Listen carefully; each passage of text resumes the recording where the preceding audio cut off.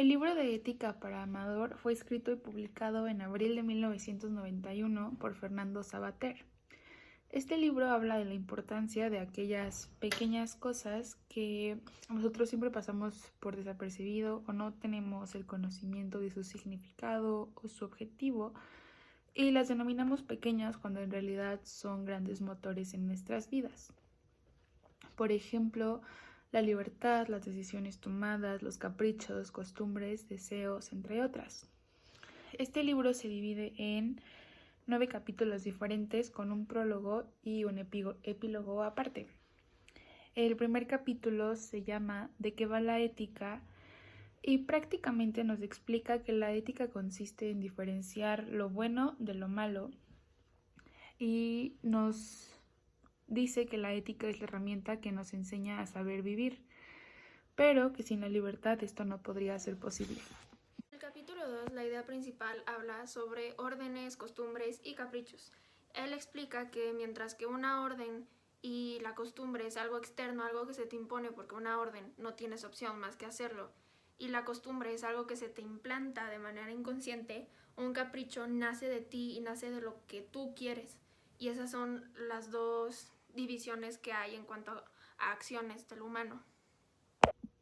El capítulo 3 se llama Haz lo que quieras y prácticamente junta el capítulo 1 con el capítulo 2, ya que nos dice que una opción no siempre va a ser buena por el simple hecho de que sea deseo, costumbre o orden.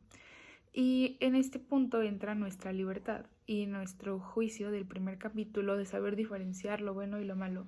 No estamos obligados a hacer algo que nosotros sabemos que no está bien y es prácticamente la enseñanza del tercer capítulo. Se llama darse una buena vida. Y el punto más importante que yo saco es que el tener una buena vida no solo influye en tus bienes materiales y en todo lo que tú tienes, sino también en cómo estás tú, tanto física como mentalmente, en si tú aplicas tu libertad para acciones que no solo te beneficien a ti, sino a todos, y también tus relaciones sociales y cómo te llevas con la gente. No solo aplica el que cumplas tus caprichos, sino que también haya un bien común conforme a tu libertad y a tus decisiones. Despierta Baby es el nombre de nuestro quinto capítulo. En este, el autor nos relata una historia de Esaú que nos deja como moraleja tener la atención y la disposición de reflexionar. Y también nos enseña que la debilidad del hombre es lo que nos hace sociables. Es decir, que siempre tenemos que estar abiertos a seguir aprendiendo y a estar disponibles a reflexionar sobre lo que hacemos, sobre lo que pasa y lo que hay a nuestro alrededor para así poder ser seres sociales. El capítulo 6 habla sobre que tienes que estar consciente de que todo lo que haces tiene una consecuencia y esta puede ser buena y mala, y ahí entra el egoísmo, en el que uno tiene que pensar en los demás y no solo en sí mismo. No cumplir solo tus caprichos, sino también pensar en cómo me va a afectar a mí y a los demás. Nuestro séptimo capítulo, Ponte en su lugar, nos relata sobre Robinson Crusoe y cómo él se encuentra una huella de viernes que, aunque parece que no tiene significado, realmente lo trae todo, ya que le enseña a vivir humanamente entre hombres y aparte trae consigo la capacidad de imitación.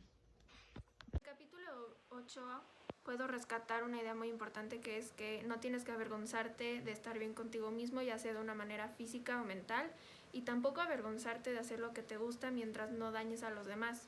También es muy importante que no solo vivas en el futuro, porque eso provoca ansiedad, ni vivas en el pasado porque provoca depresión. Simplemente aprende a disfrutar tu presente. Por último, tenemos el capítulo número 9 que se llama Elecciones Generales. Este capítulo habla mucho sobre la política y comienza en las primeras líneas con la frase los políticos no tienen ética. Y bueno, aquí hacen la diferencia recapitulando el capítulo número 1, diciendo que la ética es saber distinguir entre lo bueno y lo malo, mientras que la política tiene como objetivo saber administrar la convivencia social de una manera adecuada. Y bueno, dice que prácticamente el poder que le damos a los políticos es justamente porque nosotros se lo damos y que si no fuera así, los políticos no tendrían ni la fama que tienen ahorita, ni el poder de poder actuar así o las acciones que conllevan. Por último, se habla sobre todo lo que se enseñó en el libro, ¿no? Y sobre cómo vas a vivir tu vida de ahora en adelante y cómo vivir de una mejor manera. Obviamente no por leer un libro de repente vas a saber cómo actuar. Creo que el aprender a actuar de buena manera se aprende con experiencia y con errores personalmente, pero sí es importante que el libro te explica la importancia de cometer esos errores y de aprender de ellos y de saber cómo desenvolverte. Finalmente, como ya dijo mi compañera Miri, este libro nos enseña a aprender a vivir, que es uno de los objetivos del autor desde un principio y se mencionan en las primeras páginas. Realizar este proyecto en parejas nos dio la oportunidad de analizar las ideas de cada quien para así poder llegar a un consenso y a una conclusión más completa del libro. Es por eso que, aunque siempre lo habíamos escuchado, realmente pudimos comprender que la ética es una base fundamental de nuestras vidas, nuestro comportamiento individual, social, y que por algo somos seres sociales.